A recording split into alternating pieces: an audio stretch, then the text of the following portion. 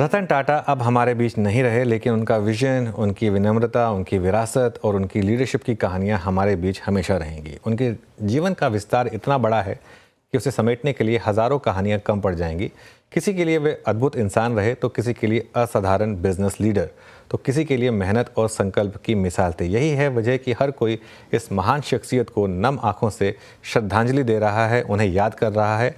रतन टाटा की ज़िंदगी के कुछ अनछुए पहलुओं पर हम आज बाज़ार के दिग्गजों से बात कर रहे हैं। इसी क्रम में अब हमारे साथ जुड़े हैं BSc member Ramesh तमानी। Ramesh ji, good morning. एक बहुत ही इमोशनल समय इस समय, आई एम श्योर हम सब के लिए जो पिछले 12 घंटे करीब रहे हैं, काफ़ी इमोशनल रहे हैं। आप रतन टाटा जी को किस तरीके से याद रखेंगे? अनुज, थैंक यू, आपने मुझे बुलाया, thank you so much. I think मैंने हमेशा कहा है कि जो टाटा ग्रुप है and Ratan Tata as the chairman of the group for many years, Hindustan के कॉन्शियस कीपर थे, इंडिया इनकॉर्पोरेटेड के कॉन्शियस कीपर थे, because it was not only business that he showed us how to do, but also how to live life after business, the philanthropy he did, the meetings he had with young people. I think he was, एक अंग्रेजी में movie थी called A Man for All Seasons, और रतन टाटा जी Indian version है of A Man for All Seasons. Always on principle, always on the right, always for the shareholders. So there'll be a tremendous void by his passing. Ramesh sir, एक चीज़ है, मतलब हम जितने बड़े industrialist की बात करते हैं उनमें कहीं ना कहीं किसी ना किसी के अगेंस्ट कुछ ना कुछ नेगेटिव डिस्कशन होता है। रतन टाटा जी एक ऐसे इंसान रहे जिनके बारे में मैंने कभी कोई नेगेटिव नहीं पढ़ा। ऐसा उन्होंने क्या अपनी लाइफ में रखा जिसकी वजह से ये मुकाम उन्हें मिला? Good question. आई थिंक एक अंग्रेजी में एक और कहावत है that well done is better than well said. I think Ratan Tata focused on execution. See, you must understand that he not only created great value for shareholders. जब market cap क्या था जब 91 में when he took over the group and when he retired, what the market cap was, और जो company उन्होंने बिठाई उनके टेन्योर में, जैसे टाइटन हुआ, ट्रेंट हुआ, TCS हुआ, they've gone on to become absolute household names in this country. So he let his actions speak louder than his words. Of course, he's a very articulate spokesperson also.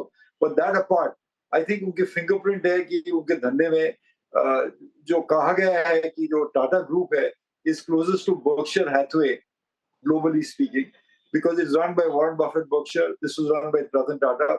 But within that group, there's a huge amount of delegation of autonomy. Companies could do and proceed as they wish. And Ratan Tata gave them that flexibility and freedom to bet international companies, to take on risky projects. Some of them succeeded, some didn't succeed. But his ability to delegate and to trust his lieutenants was legendary. Ramesh ji, आपकी मुलाकात हुई थी कभी रतन टाटा जी से? अगर कोई specific, अगर आपको इंसिडेंट याद हो या किसी इंसिडेंट ने अगर आपको छुआ हो, अगर वो आपको याद हो तो? Yeah, Anuj, the last street on Bombay House, very close by. So we would often walk through Bombay House and see the going-ons in Bombay House, attend some AGMs in Bombay House. I've invested in a lot of Tata Group companies over the years and I've profited very handsomely from it.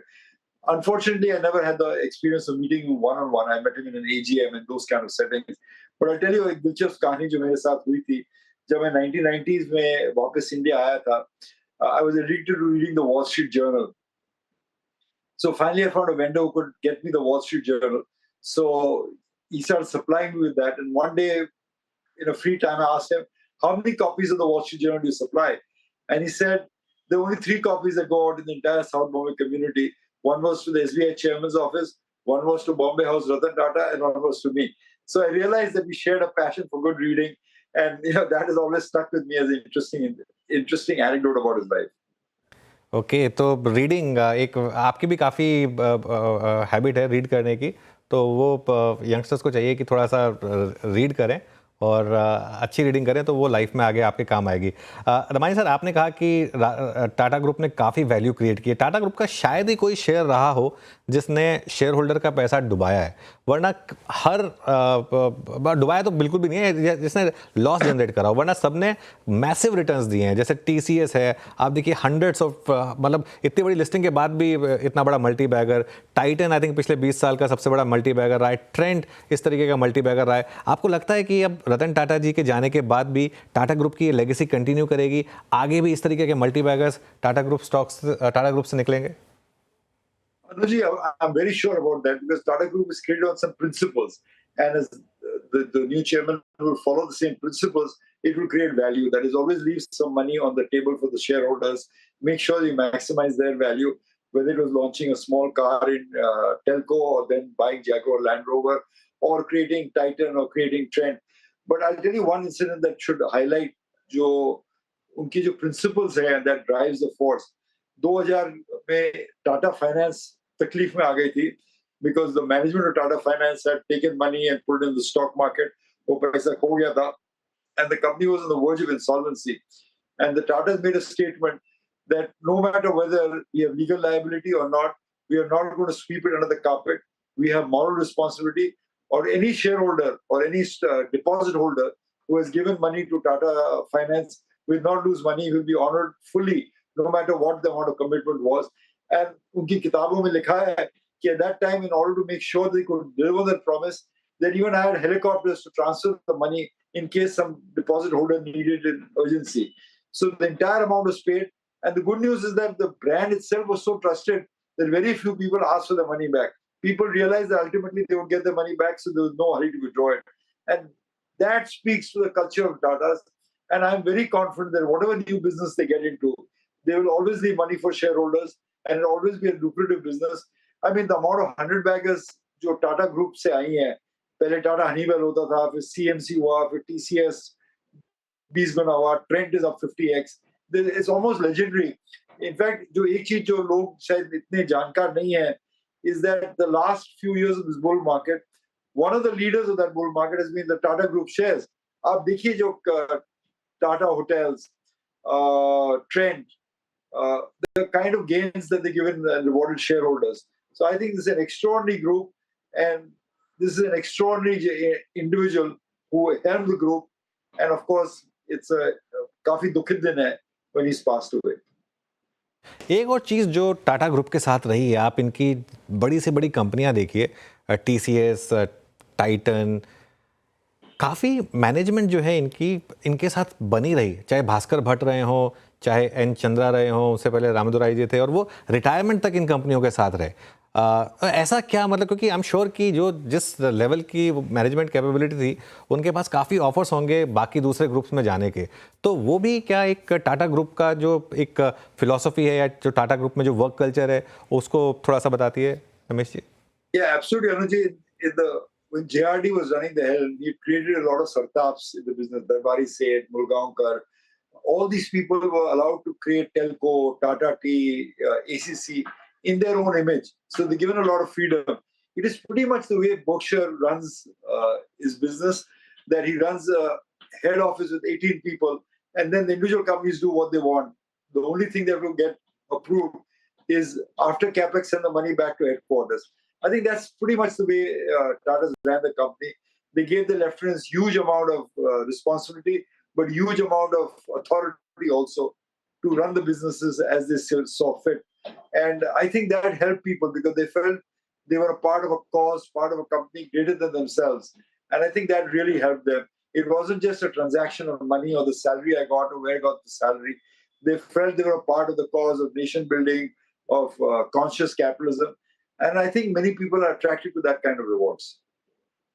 जब मैंने अपना career शुरू किया था, उसके तुरंत बाद nano launch हुई थी, और मुझे याद है वो किस पैशन से रतन टाटा जी ने उस कार को लॉन्च किया था। और उनकी ज़िंदगी के आखिरी कुछ सालों में उनका एक ड्रीम था, वो उन्होंने वापस जो लिया, एयर इंडिया। क्या एक तरीके से माना जाए कि एक पूरा की पूरी लाइफ उन्होंने अपनी फुलफिल की, जो अपनी पूरी ज़िंदगी में, और जो एयर इंडिया वापस टाटा ग्रुप में आई, वो एक तरीके से एक कल्मिनेशन था उसका?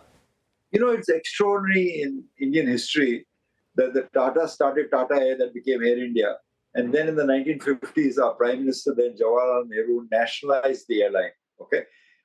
but the Tatas give it up because that's the motto was to do what the government wanted. Not only gave it up, but he agreed to become chairman of the nationalized company. This was his private company that was nationalized, and he became chairman of the company.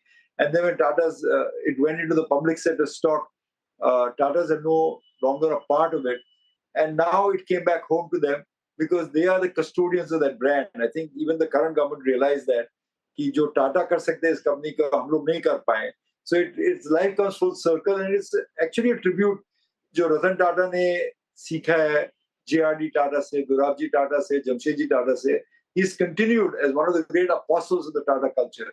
I think the most important thing is the culture. और जैसे Peter Drucker जैसे महा management consultants ने कहा है that culture eats strategy for breakfast. So I think the most important thing that Ratan Tata did and what his successors will do is continue on the culture that has pervaded since Jamshedji had the audacity to build the first iron and steel mill in India. Ratan Tata जी को also जाना जाता था as a risk taker Ramesh sir, because उस समय पे चाहे वो coarse का एक्विजिशन हो या जेएलआर का एक्विजिशन हो, बहुत लोगों ने कहा कि कहीं ये जो अपने साइज से बहुत ज़्यादा बड़ी बाइट तो नहीं ली जा रही है, लेकिन वो उनका कन्विक्शन वहाँ पर स्ट्रांग था, भले ही वो आगे जाकर सक्सेसफुल हो या ना हो. It's the hallmark of the group, Anuj, as you correctly pointed out. I mean, when Jamshedji set up the iron and steel mill, he faced bankruptcy also many times, but he pulled through by pledging his personal jewelry. The group has put money on the table and have rewarded shareholders who have come along with it for the journey over the long term. So I think Ratan Tata continued that emphasis on risk taking. It is not that this is a dying business which is distributing profits. It is a growing conglomerate, growing businesses. They moved from steel to software to salt.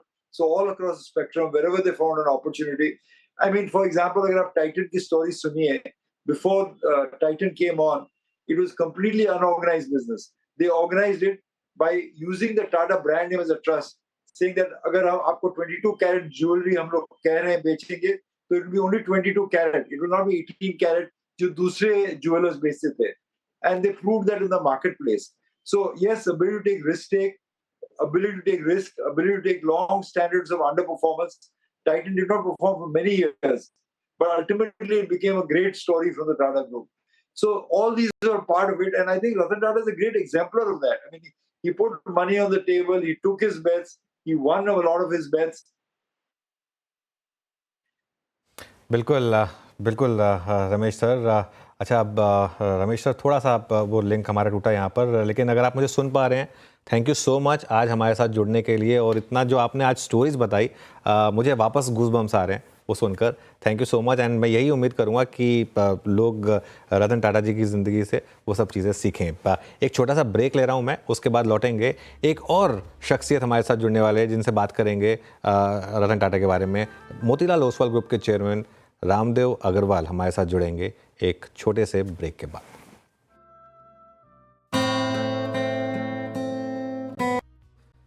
अब हमारे साथ जुड़े हैं Motilal Oswal group के chairman Ramdev Agrawal. Ramdev ji, good morning. एक emotional moment I am sure, as a group और as individual आपने obviously Tata group कंपनियों में काफ़ी पैसा बनाया होगा, लेकिन मोर देन पैसा बनाना, एक रतन टाटा जी की जो शख्सियत थी उसके बारे में अगर आप कुछ कहना चाहें तो. Anuj, today is actually a sad day. I mean, India and the world needs persons like Ratan Tata as an industrialist. I would say perfect gentleman and perfect Indian. You know, I mean, it is so tough in this environment of business where it's a rat race kind of thing to maintain the tranquility and do the right thing in right way. And he is the epitome of doing right thing in right way, and that is why a lot of industrialists, they want to be respected and admired like Ratan Tata. That's his achievement. I mean, of course, Tata's always had this legacy, but in person, I've seen people telling me that we have made money, but we would like to be respected like Ratan Tata. So what should I do? You know, those kind of things. So that's where he achieved, and that's his great achievement, I would say, in the public life. उसका उसका उसका उसका main कारण क्या रहा? क्या ये एक टाटा ग्रुप की लेगेसी भी रही जो उन्होंने एक्वायर की थी, या उन्होंने खुद भी इसको नर्चर किया, जो आज की डेट में जैसा आपने कहा एक रिस्पेक्ट के नाम पर अगर सबसे पहला नाम लिया जाता था तो वो रतन टाटा का था? या सो मुझे लगता है कि एक तो इसका जो फाउंडेशन ही था पूरा ग्रुप का, वो वैसे था। शुरू से ही टाटा, बिरला इस टाइप का साथ में नाम चलता था। तो वो टाटा का एक that was a starting point for as a benchmark for respected businessman और इंडस्ट्रियलिस्ट। तो वो एक शुरू से था ही, बट वो लेगेसी को कंटिन्यू करना, जब आपका डीरेगुलेशन हुआ 91, 92 में, उसके बाद जो जो वेल्थ क्रिएशन हुआ मार्केट में एंड हर तरह के लोग आए, उसमें clearly it is very tough to maintain the values of the past, which he maintained. सो वो पूरा टेल्को, टिस्को, टीसीएस जो इन्होंने जायंट खड़ा किए पूरे इसमें बाय डूइंग राइट थिंग्स। सो वो बहुत बड़ी बात है कि ये जो चेंजिंग एनवायरनमेंट में ग्लोबल जो पेस था, जो पेस बदला, उसमें भी उन्होंने जो वैल्यूज मेंटेन किए and they created wealth for the people. And वो उनके जो वैल्यूएशंस हैं उसमें भी आप देखिए कैसे हैं। मतलब टाटा कंपनीज का वैल्यूएशन ही अलग होता है, क्योंकि वो रिस्पेक्ट है कि ये जो लेगेसी है, जो वैल्यूज़ हैं, ये मेंटेन होगा। पीछे भी हुआ है और आगे भी होते रहेगा। सो वो चीज़ जो है मेरे ख्याल say that was the source of and he built on that. That is what Tata group and Ratan Tata was all about. बिल्कुल, रामदेव सर बहुत सही बात कही आपने। अच्छा देखिए, 2000 के दशक में वो टीसीएस का दौर, उसके बाद वो टाइटन का दौर, जिस तरीके के 100 बैगर्स ये स्टॉक्स बने, अब ट्रेंड उस तरीके के काम कर रहा है। अब कई लोग कह रहे हैं कि क्या ट्रेंड अब इनका अगला बड़ा मल्टी बैगर है, जिस तरीके से टाइटन रहा था, क्या अगला बेहेमोथ वो है? इस तरीके के लगातार बेहेमोथ्स क्रिएट करना, और इसके पीछे क्या राज रहा है? एक तो उनकी सोच भी बहुत समय से आगे था। ये I mean man ahead of time. जैसे ग्लोबलाइजेशन की जब बात हुई, जब 90s में उन्होंने हर कंपनी में जाके बाहर एक्विजिशंस किए उन्होंने। कुछ गलत भी हुए, कुछ सही हुए। आज जैसे जेएलआर है वो उन्होंने लिया, उन्होंने कोरस लिया, और टाटा केमिकल, टाटा जैसे इंडियन होटल, सब जगह उन्होंने एक पैर जो मतलब इंडिया के अंदर था, वो एक पैर वो बाहर रखा उन्होंने। और उसमें इतना बड़ा मतलब आप समय से आगे हो। आप टाटा टीम में टाटा टेटली खरीदा, आपने टेटली खरीदा। सो एक जो ग्लोबलाइजेशन को जो एक पुश दिया उन्होंने पूरे ग्रुप को, एंड उससे क्या जो एक एम्बिशन जो बढ़ा, बहुत बड़ा एम्बिशन बना, एक अलग ही लेवल का आर्किटेक्चर बना कि भाई चलो let's not get confined to only $1 or $2 trillion Indian economy, but let's go to the harness larger economy in the world and prove your mettle all over the world. So ये जो चीज़ था, जो उनका जो एक जो बड़ा जो एक बड़े विश्वव्यापी जो उनका ये था, एक इमेज था बिजनेस के लिए। Big picture was very big. Ambitious थे, वो साइलेंटली एम्बिशियस थे। एंड दैट वो उसी कारण से उन्होंने ये सब ग्रुप का पूरा स्ट्रक्चर बदल डाला, और जो उन्होंने पूरा काम कराया। और खास बात ये देखिए, आज TCS, Telco, Tisco, even Tata Sons, I mean, basically, the biggest success is that he has been able to come out of that what do you call person-centric एक empire होता है, उससे हटके कि भाई it is not important for this size an empire, which is almost like a government, very large and can be taken care by the best of the persons in the world.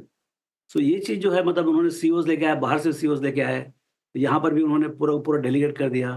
तो आज Tata sons के chairman Tata नहीं हैं, एक professional हैं। सो ये एक बहुत बड़ी चीज़ है। नहीं बिल्कुल, वो जब चंद्रा जी को जब लीडरशिप दी गई थी तो बहुत लोगों ने इस चीज़ की तारीफ की थी।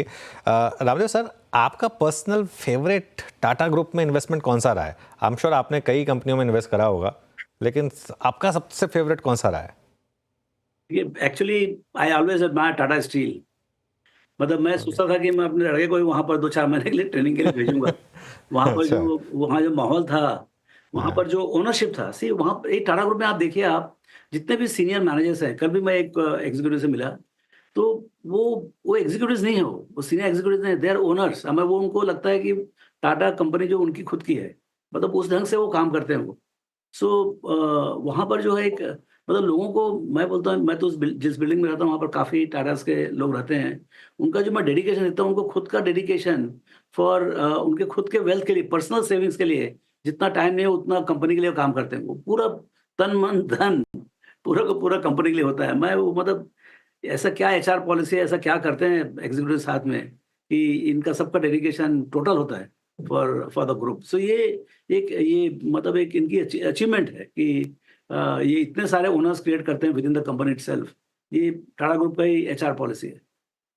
बिल्कुल, बहुत सही बात कही आपने, क्योंकि मुझे याद है जब मैं एक बार उत्पल शेठ से बात कर रहा था और उन्होंने उससे बात कर रहा था कि टाइटन में जो इन्वेस्टमेंट हुई उसका सबसे बड़ा रीज़न क्या था, तो उन्होंने यही कहा था कि वो जो एम्प्लॉयज़ थे उनको देख के लग रहा था कि वो हर एम्प्लॉय ऐसा लगता है कि ये मैं खुद इस कंपनी में शेयर होल्डर हूँ, मतलब उनको इस तरीके की फीलिंग आती थी।